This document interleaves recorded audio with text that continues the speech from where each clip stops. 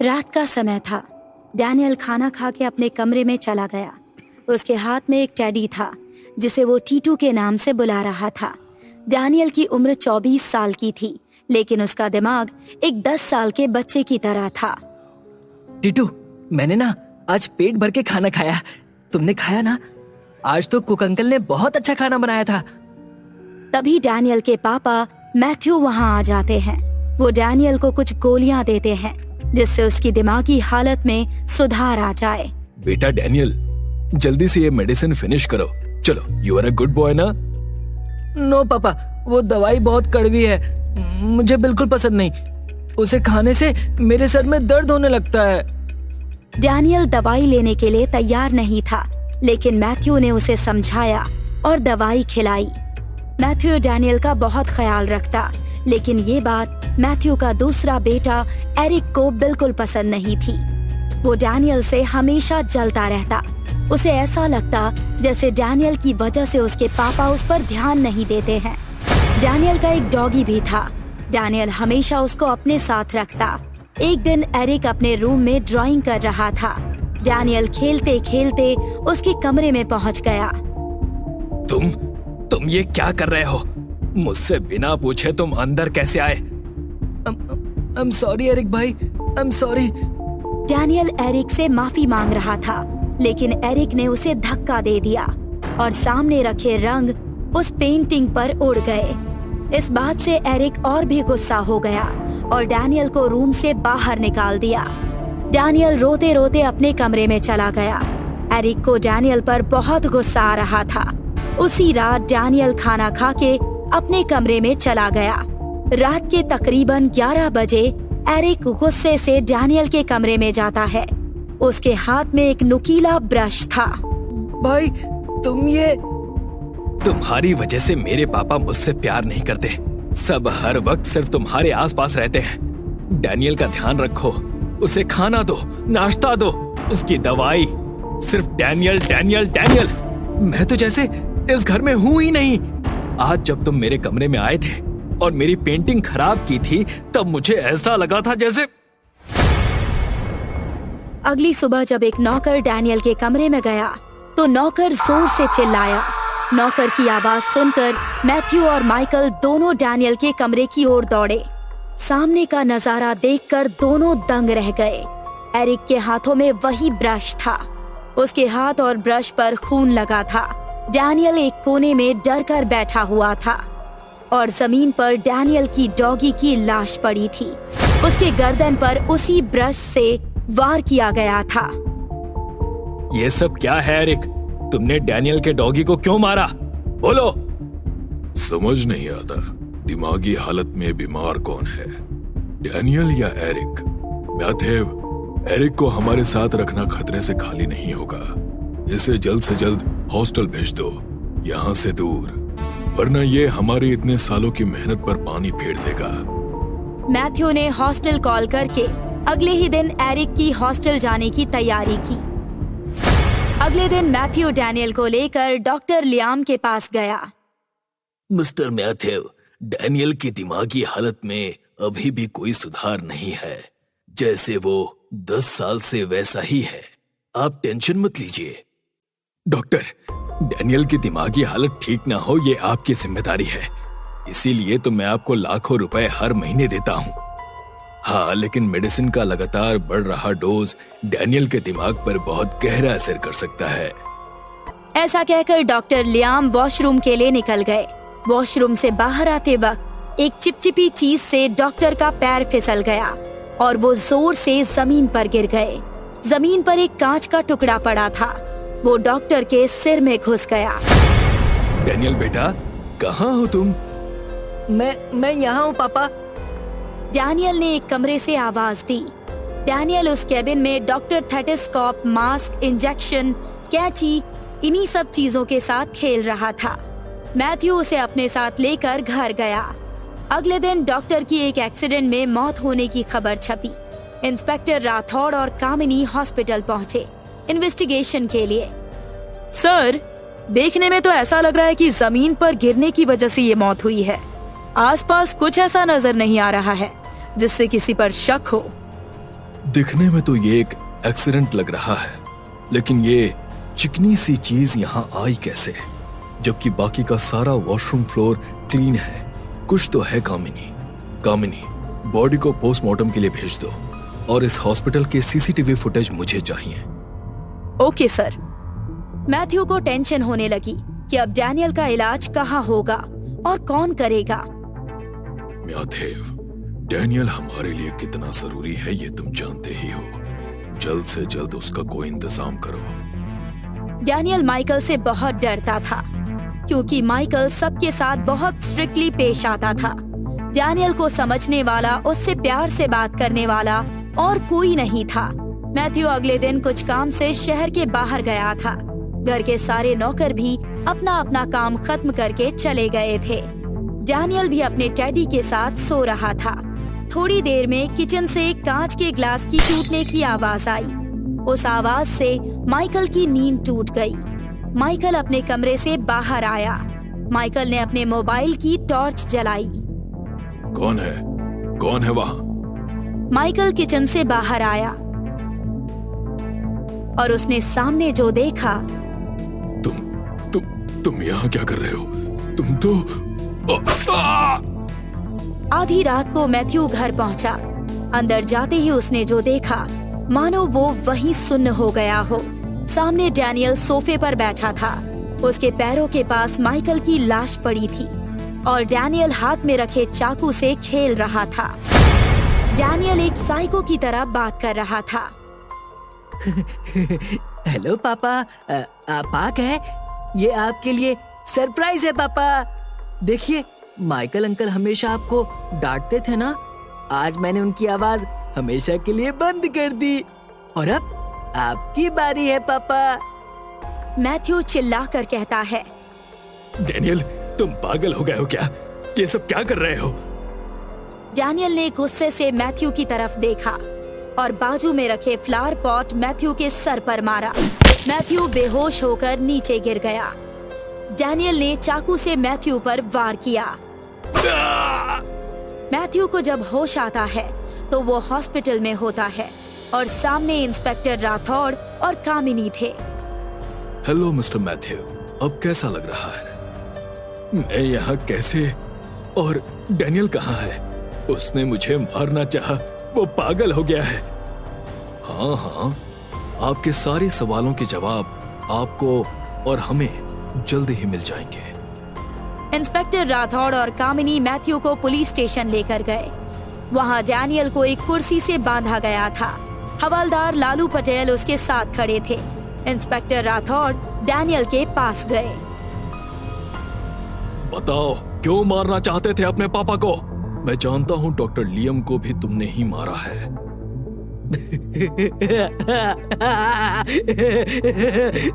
बस इतनी सी खबर निकाल ली तुमने राठौर। मुझे तो लगा था कि तुम बहुत चालाक हो, लेकिन नहीं। अब सुनो, मेरे डॉगी को भी मैंने ही मारा था। डैनियल ने बताया कि जब एरिक गुस्से में उसके कमरे में आया था और उसे मारने की कोशिश की थी, तब डैनियल ने उसे जोर से धक्का दिया और उसे जमीन पर गिरा दिया। क्या हुआ एरिक भाई? आप जमीन पर कैसे गिर गए? आपको तो मुझे मारने का मन हो रहा है ना? मैं बताऊं? आपके मन में मुझे ऐसे मारने का ख्याल आ रहा है ना? ऐसे मारने का? और डॉक्टर लियम को कैसे मारा? डॉक्टर लियम को मारना मेरे लिए बहुत आसान था। जब वो मुझे चेक कर रहे थे, तब मैंने घड़ी देखी थी। उनके ब्रेकफास्ट में 10 मिनट बाकी थे। मैं जानता था कि ब्रेकफास्ट से पहले डॉक्टर लियम वॉशरूम जरूर जाएंगे फ्रेश होने के लिए। इसीलिए जब वो मेरे प्यारे पापा से बात कर रहे थे, तब मैं वहाँ से निकलकर पहले वॉशरूम गया और वहाँ फ्लोर क्लीन करने के लिए जो चिपचिपा लिक्विड था, वो मैंने जमीन पर डाल दिया। डॉक्टर लियम जैसे ही वॉशरूम में गए, उनका पैर फिसला और वो गिरकर मर गए। अपने बड़े पापा को भी मैंने ही मारा था। लेकिन तुम ये सब कर क्यों रहे हो? क्योंकि सब मुझे अपने हिसाब से चलाते हैं, जो कि मुझे बिल्कुल पसंद नहीं था। मेरे पापा और बड़े पापा ने मुझे सिर्फ इसलिए जिंदा रखा क्योंकि सारी प्रॉपर्टी मेरे नाम है।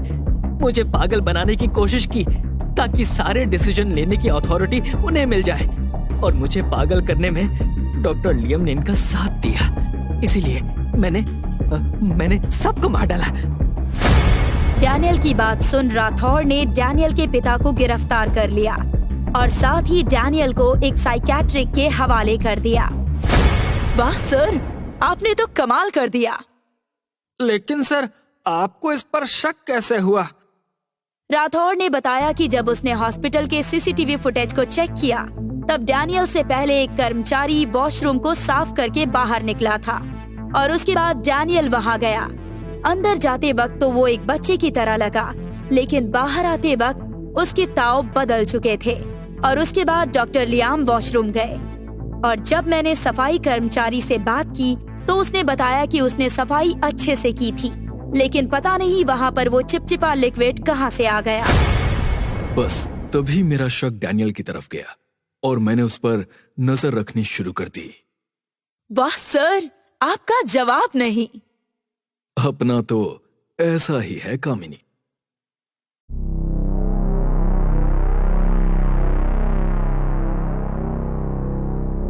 अंजलि, अंजलि, हे भगवान, ये मैंने क्या कर दिया? क्या कर दिया मैंने?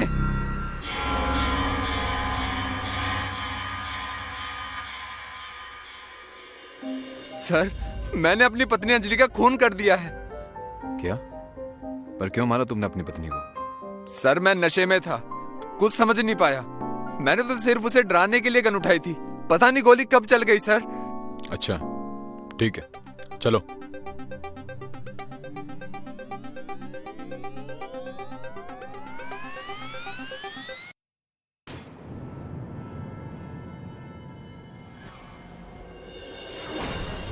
सर, इसी रूम में मैंने अपनी पत्नी को गोली मारी थी। राजन जी, यहाँ पर तो कुछ भी नहीं है। बट सर, मैंने अंजलि को यहीं पर गोली मारी थी। राजन जी, ना तो यहाँ पर आपकी पत्नी की बॉडी है और ना ही फर्श पर खून। सर, ये कैसे हो सकता है? सर, मैं सच कह रहा हूँ, मैंने अपनी पत्नी अंजलि की लाश यहीं पड़ी देखी थी। आप चाहे तो गन चेक कर सकते हैं। सर, राजन सच कह रहा है, इसमें एक गोली कम है। ठीक है, फोरेंसिक डिपार्टमेंट को बुलाओ।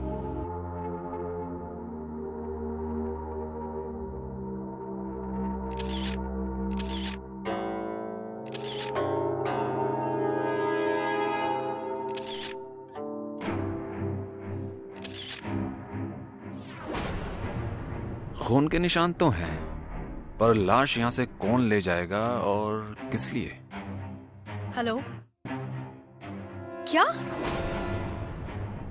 सर, वर्सोवा नदी के पास अभी एक औरत की लाश मिली है।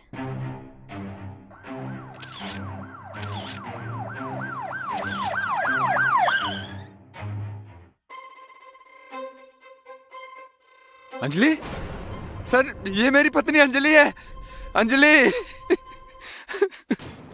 राजन जी, आप बॉडी से दूर रहिए और हमें अपना काम करने दीजिए, प्लीज।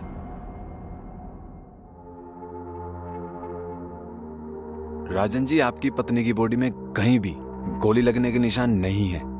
ये कैसे हो सकता है? मैंने खुद गोली मारी थी सर। सर, मुझे ये झुमका मिला है। ये झुमका तो अंजलि की छोटी बहन निधि का है। इसे हमने गिफ्ट किया था निधि के बर्थडे पर। क्या अंजलि और निधि के बीच में कोई झगड़ा था? सर, निधि प्रॉपर्टी को लेकर अक्सर अंजलि से लड़ती थी। कभी कभी तो नौबत हाथापाई पर भी आ जाती थी। प्रॉपर्टी का क्या मसला था? प्रॉपर्टी का कोई मसला नहीं था। अंजलि खुद चाहती थी कि प्रॉपर्टी निधि के नाम हो जाए, लेकिन उसे ड्रग्स की बुरी लत लग गई थी। इसलिए अंजलि ने उसे कहा था कि अगर प्रॉपर्टी चाहिए तो उसे ड्रग्स छोड़नी पड़ेगी। ये निधि कहाँ है? निधि ज्यादातर अपने पनवेल वाले फार्म हाउस पर ही रहती है। कामिनी, बॉडी को पोस्टमार्टम के लिए भिजवा दो और हम चलते हैं निधि के पास।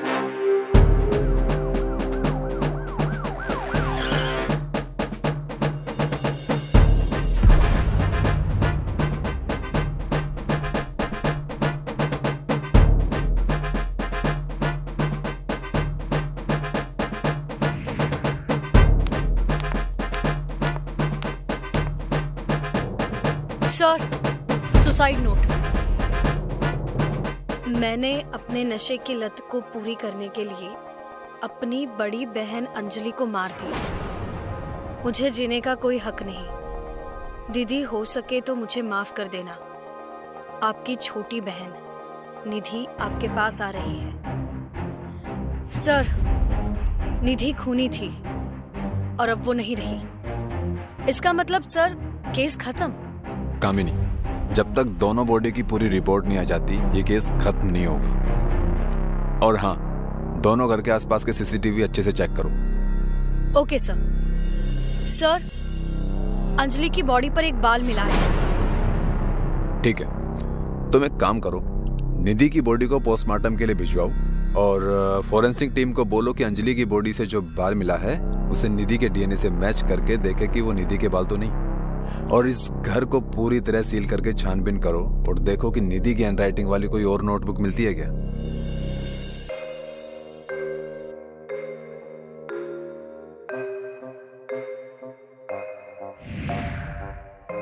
सर, एक डायरी मिली है।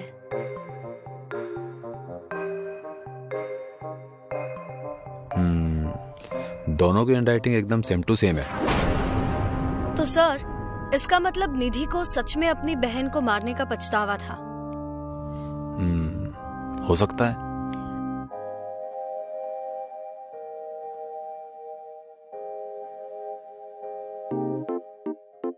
सर, अंजलि की पोस्टमार्टम रिपोर्ट से पता चला है कि उसकी मौत पानी में डूबने से हुई है, लेकिन उसके सर पर एक चोट का निशान भी नहीं है।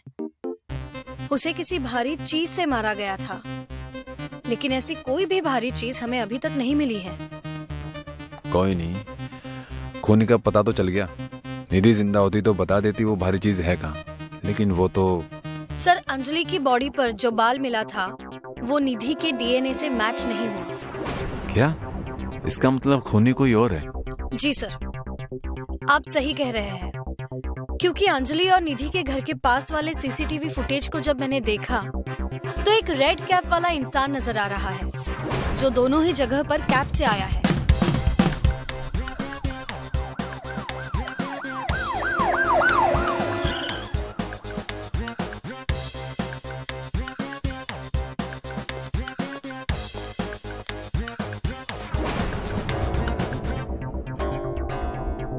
राजन जी, पूरी तरह छानबीन करने के बाद हमें यही पता चला कि निधि ने पहले अपनी बहन को मारकर बेहोश कर दिया, फिर उसे नदी में फेंक दिया, जिससे पानी में डूबने से अंजलि की मौत हो गई।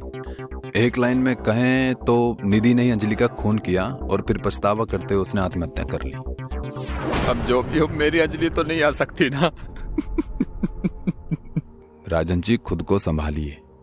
समझ नहीं आ रहा खुद को कैसे संभालूं। मुझे संभालने वाली तो अब रही नहीं।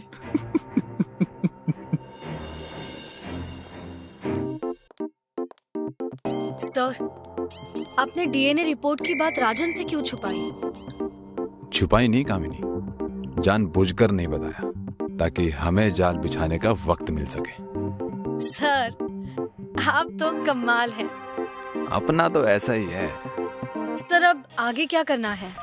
Just wait and watch.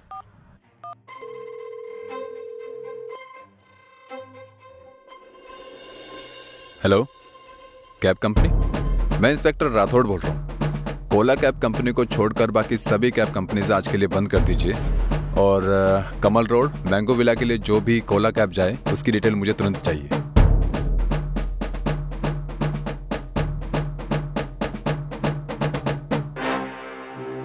Rajan ji, कहीं जाने की तैयारी है क्या? अब क्या बताऊं इंस्पेक्टर साहब, जब से मेरी अंजलि मुझे छोड़कर गई है तब से घर मुझे काटने को दौड़ता है। खैर, जो होना था सो हो गया। आप लोग बताइए, यहाँ फिर से क्यों आए हैं? कुछ भूल गए क्या? हाँ, आप बता सकते हैं कि कत्ल वाले दिन अंजलि से कोई और भी मिलने आया था क्या? सर, अंजलि बहुत रिजर्व टाइप की थी, इसलिए घर पर उससे मिलने कभी कोई नहीं आता था। लेकिन आप लोग मुझसे ये सब क्यों पूछ रहे हैं? आप लोगों को तो पता चल गया था ना कि अंजलि को निधि ने ही मारा था। हमें तो ये भी पता चला है राजन जी कि अंजलि की बॉडी में जो बाल मिला है वो निधि का नहीं है। मतलब ये अंजलि और निधि के कत्ल में किसी और का हाथ है क्या? ये आप क्या कह रहे हैं इंस्पेक्टर साहब? निधि ने खुद सुसाइड नोट में कबूल किया है कि उसी ने अंजलि को मारा है, तो फिर आप ये नई कहानी क्यों बना रहे हैं? कहानी है या हकीकत, वो तो हम आपको बाद में दिखाएंगे, लेकिन फिलहाल आप शहर छोड़कर कहीं नहीं जा सकते।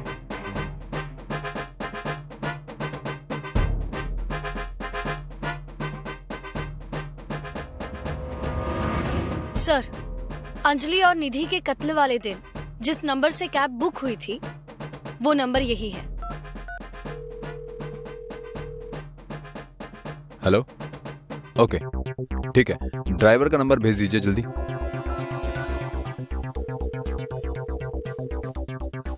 हेलो, मैं इंस्पेक्टर राठौड़ बोल रहा हूँ। मेरी बात ध्यान से सुनो। तुम जहां भी हो उसका लाइव लोकेशन भेजो जल्दी, और जो भी तुम्हारी कैब में बैठकर जाने वाला है उसे धीरे धीरे ले जाकर उसकी जगह पर छोड़ देना।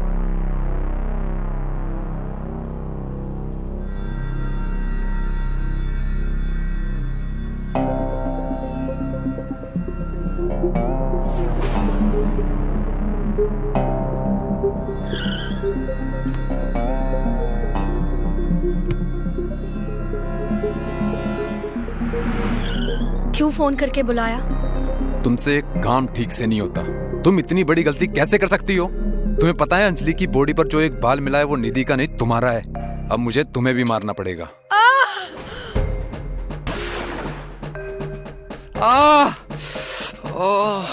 बहुत हो गया लुक्का छुपी करके, अब सच बोलने का समय आ गया है। ये बताओ, क्यों मारा तुमने अंजलि और निधि को? मैंने तुम्हें मना किया था ना यहाँ आने के लिए, फिर तुम क्यों आई?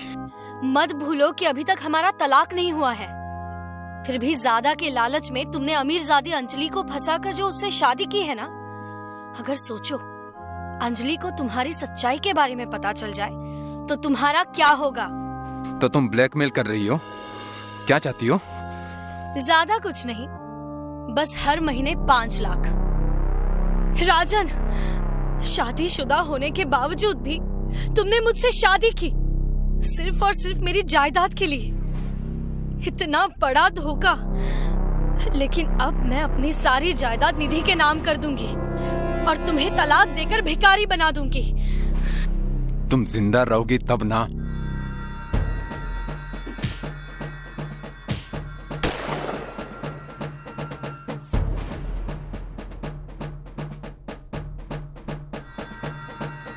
फिर महिमा ने अंजलि को नदी में ले जाकर फेंक दिया। हमने निधि पर दबाव डालकर उससे लेटर लिखवाया, उसे फंसाया ताकि जायदाद का कोई हकदार ना बचे, और सारी जायदाद तुम हड़प लो। प्लानिंग तो बहुत अच्छी की थी तुम दोनों, लेकिन अफसोस प्लान फेल हो गया। अंजलि और निधि को जान से मारने के जुर्म में तुम दोनों को गिरफ्तार किया जाता है।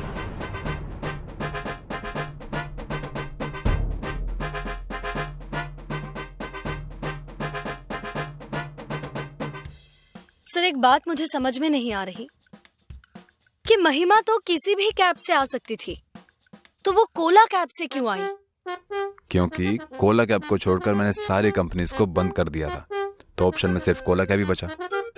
समझी? सर, आप तो कमाल है। अपना तो ऐसा ही है।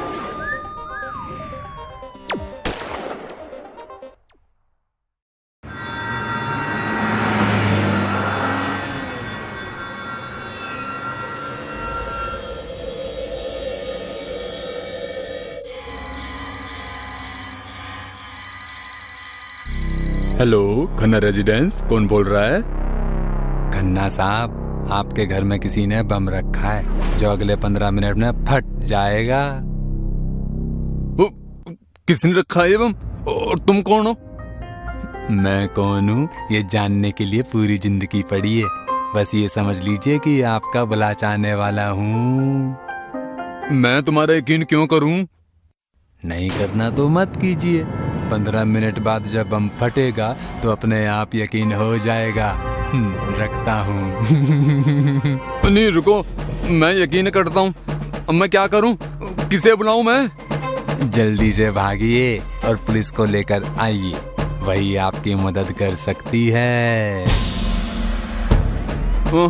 ठीक है।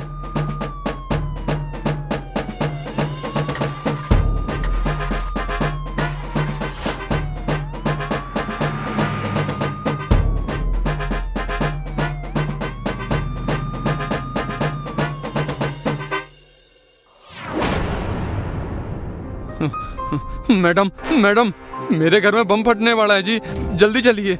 आप जरा शांत हो जाइए और ठीक से बताइए कि क्या हुआ। कुछ भी बताने का टाइम नहीं है मेरे पास मैडम जी। मेरे घर में जो बम है वो 15 मिनट में फटने वाला है। अब चलिए जल्दी मेरे साथ। चलिए।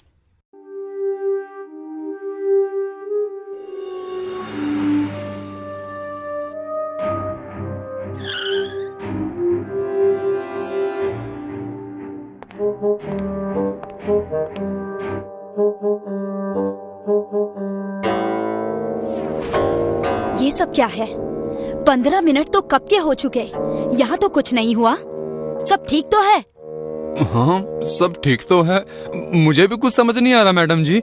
मुझे एक फोन आया था कि तुम्हारे घर में बम है जो 15 मिनट में फटने वाला है। वो शायद एक प्रैंक कॉल था। तुम्हारी वजह से मेरा बहुत सारा टाइम वेस्ट हो गया। आगे से ऐसा कॉल आए तो ध्यान रखना। जी मैडम।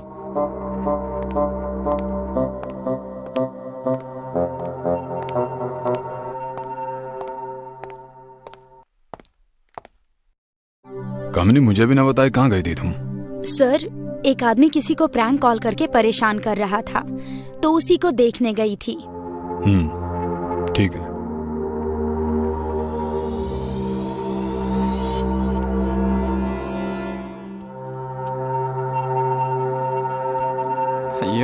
सर, मेरे घर में बम है, अब जल्दी चलिए सर। क्या कहा बम? कामिनी जल्दी चलो, हमें पहुंचना होगा। रुकिए सर, कल भी एक प्रैंक कॉल का केस था जिसने फोन पर यही कहा था। जाने का कोई फायदा नहीं है सर।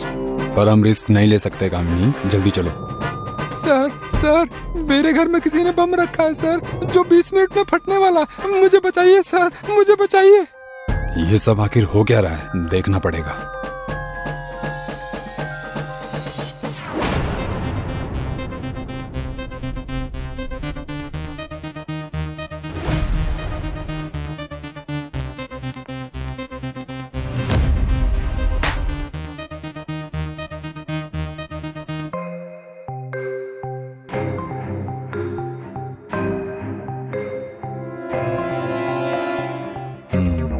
ये केस तो कुछ अलग ही है। कुछ अलग नहीं है सर। कोई लफंगा प्रैंक कॉल करके इन अमीरों को डरा रहा है बस। क्या कहा तुमने? अमीरों को? हाँ, ये सब हमारे इलाके के अमीर लोग हैं। कामिनी, पहला आदमी कौन आया था? चलो उसके घर।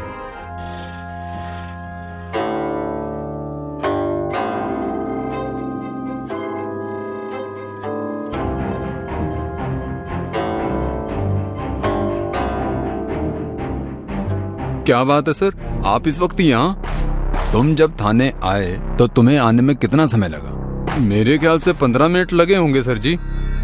मतलब आने के 15 और जाने के 15, 30 मिनट। इतना समय बहुत है किसी को तुम्हारे घर में चोरी करने के लिए। क्या तुम्हारे घर में कुछ चोरी हुआ है? नहीं सर जी, सब पैसे गहने बिल्कुल सब सही सलामत है। सर, बाकी के 2 लोग भी हमारे थाने से दूर ही रहते हैं। इसी पैटर्न को पकड़ के चलें तो चोरी करने के लिए सबसे अच्छा मौका है था। कामिनी, उन बाकी 2 लोगों के नंबर है ना तुम्हारे पास? हाँ सर। ठीक है, उन्हें फोन करके पूछो कि उनके घर में उस प्रैंक कॉल के बाद कोई चोरी हुई है या नहीं हुई।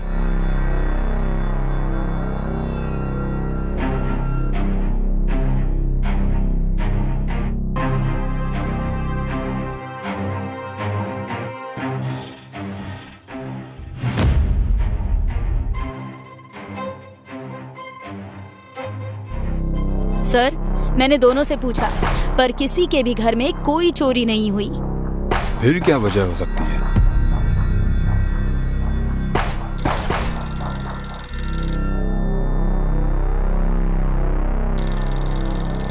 हेलो, पुलिस स्टेशन, क्या हुआ?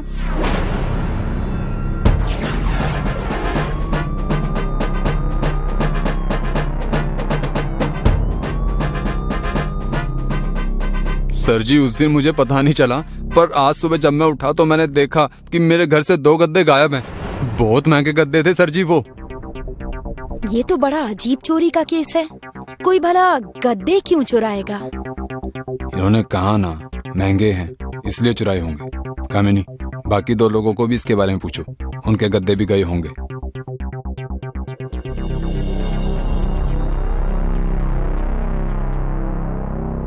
आप सही थे सर, उन्हें मेरे पूछने के बाद अभी पता चला। मतलब वो प्रैंक कॉल सिर्फ गद्दे चुराने के लिए था। नहीं कामिनी, मुझे ये इतना आसान नहीं लगता। कोई सिर्फ गद्दे चुराने के लिए इतना बड़ा प्रैंक कॉल नहीं कर सकता। इसके पीछे जरूर कोई और वजह है। नहीं सर, चोरी ही है, और क्या वजह हो सकती है। खैर जाने दीजिए, मुझे गद्दे नहीं चाहिए सर जी।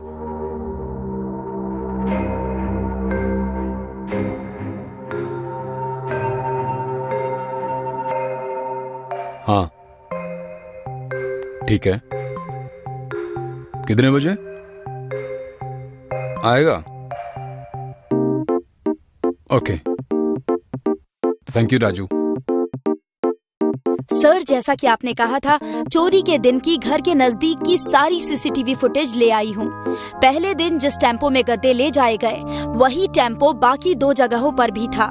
कैमरे में चारों के चेहरे तो साफ नहीं दिखाई दिए, पर इससे लगता है कि ये सब किसी एक ही गैंग का काम है।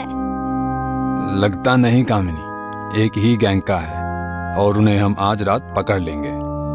कैसे सर? मुझे अभी मेरे एक इन्फॉर्मर ने बताया है कि उसने एक ऐसी गैंग को देखा है, और वो आज रात एक और चोरी करने वाले हैं। उस वक्त हम उन्हें रंगे हाथ पकड़ लेंगे। क्या बात है सर।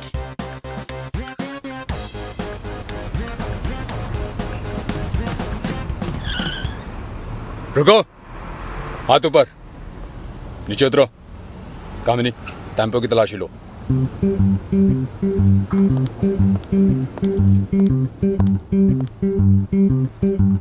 क्यों भाई, चुराना ही था तो पैसे चुराते, गहने चुराते, गद्दे चुराने की क्या जरूरत आ पड़ी? जमीन पर सोते हो क्या तुम लोग?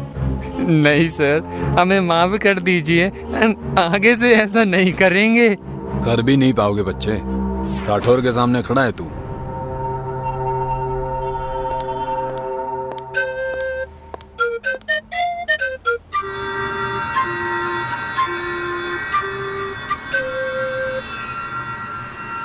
कामिनी, क्या तुम कभी इतने महंगे गद्दों पर सोई हो?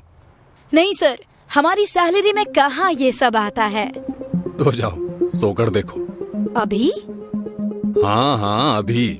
नहीं सर, जाने दीजिए सर। चुप कर तू, वरना तुझे हमेशा के लिए सुला दूंगा।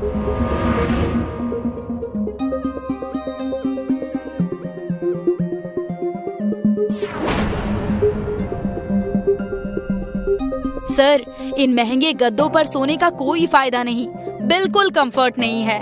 इनमें दोष गद्दों का नहीं है। तो फिर किसका है? अभी दिखाता हूँ।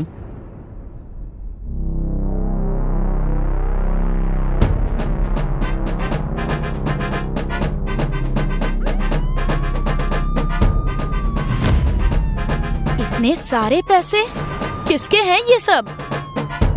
ये सब उन अमीर जादों का ब्लैक मनी है जो उन्होंने यहाँ छिपाया था। इन दोनों के साथ साथ उन अमीरों को भी जेल में डाल दो। सर, पर आपको कैसे पता चला कि इसमें पैसे हैं? उस दिन जब वो आदमी केस बंद करने के लिए बोल रहा था, तभी मुझे उस पर शक हो गया था कि हो ना हो उन गद्दों में तो कुछ है, और अब इन गद्दों की साइज देखकर मेरा शक यकीन में बदल गया। वाह सर, आपके दिमाग का तो जवाब नहीं। अपना तो ऐसा ही है।